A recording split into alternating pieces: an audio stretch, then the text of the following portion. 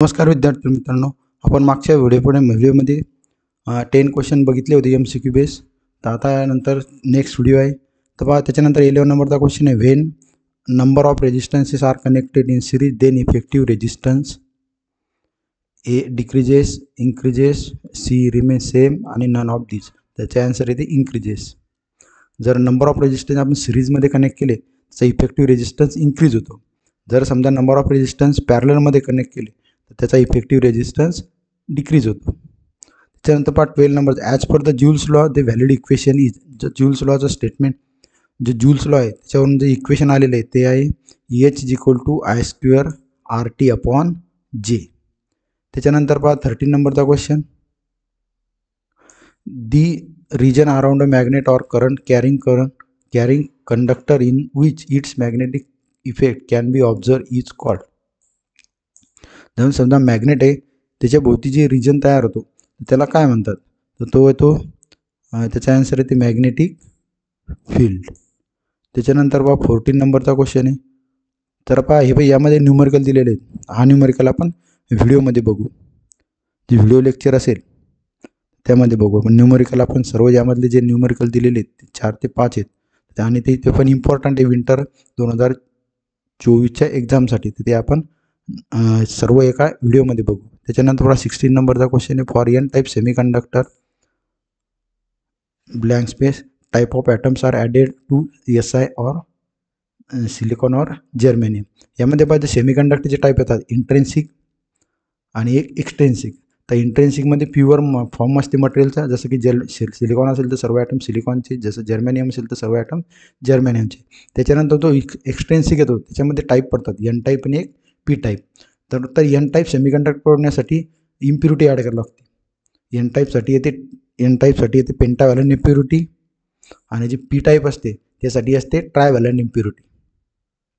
तर pentavalent impurity add केली तर N टाईप सेमीकंडक्टरसाठी पेंटाव्हॅलंट इम्प्युरिटी ॲड केली, त्याच्यामध्ये नंबर ऑफ इलेक्ट्रॉन्स इन्क्रीज होतात.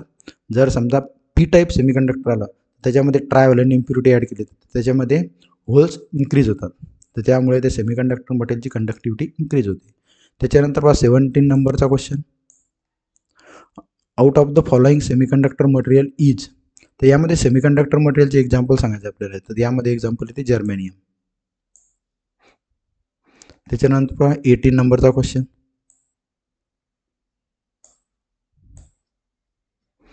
तर when positive terminal of a battery is connected to P type of diode and negative terminal is connected to N side of diode, then diode is said to be connected in.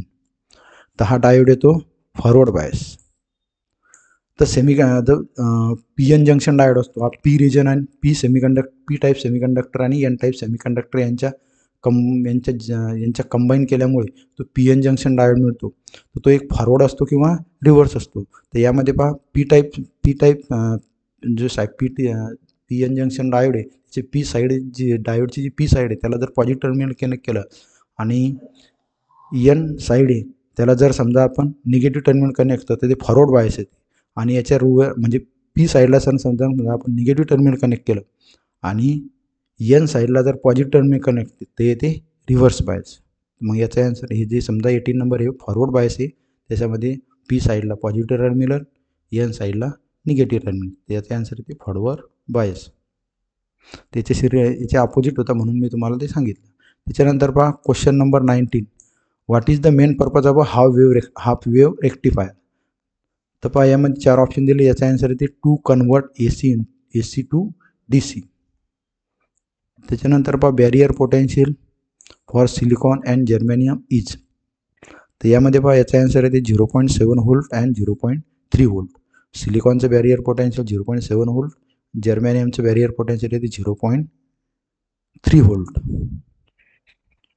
कारण माहिती आहे का, हे barrier potential काय असते, जो P region आणि N region त्याच्यामध्ये जे जंक्शन तयार होते त्याच्यामध्ये जर समजा आपण सर्किट डायग्राम कनेक्ट केली तर त्याच्यामध्ये एक बॅरियर पोटेन्शियल केली, त्या बॅरियर पोटेन्शियलला म्हणजे आपण समजा डिप्लिशन लेअरला क्रॉस करण्यासाठी जे पोटेन्शियल प्रोव्हाइड करायला लागतं त्यासाठी एवढं सिलिकॉनसाठी 0.7 व्होल्ट करावं लागेल, जर्मेनियमसाठी 0.3 व्होल्ट.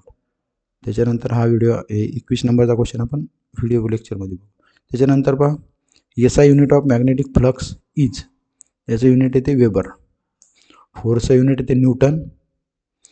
पास्कल प्रेशरचं युनिट आहे.